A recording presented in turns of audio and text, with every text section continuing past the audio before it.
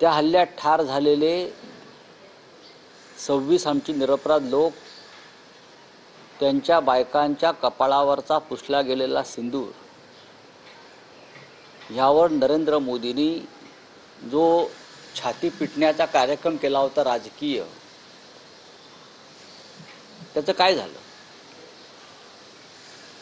भारतीय जनता पक्षाचं राष्ट्रवाद आणि देशभक्ती हे ढोंग आहे, हे ढोंग आहे. यापूर्वी सुद्धा अशा प्रकारचे आंतरराष्ट्रीय क्रिकेट सामन्यातून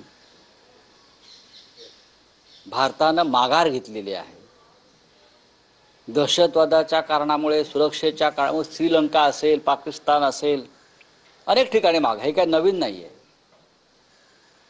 पण जय शहा यांचे इंटरेस्ट त्याच्यात गुंतलेले आहेत, म्हणजे अमित शहांच्या आणि भारतीय जनता पक्षाचे. जय शहा दुबईतच आहेत आणि ते म्हणे आजच्या सामन्याला जाणार नाहीत. हे कितीतरी मोठे उपकार त्याने केलेले आहेत. अहो, सामना तुम्ही आयोजित केलेला आहे, तुम्ही त्याचे प्रमुख आहात.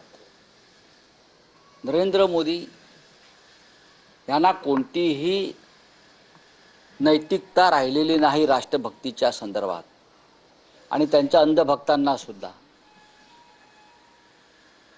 पापा वॉर रुकवा सकते हैं, बीजेपी के पापा वॉर रुकवा सकते हैं, लेकिन भारत और पाकिस्तान का क्रिकेट का मैच नहीं रुकवा सकते.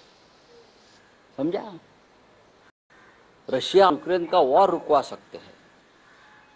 ट्रंप के दबाव में हिंदुस्तान पाकिस्तान का भी वॉर रुकवा सकते हैं, ट्रंप के दबाव में.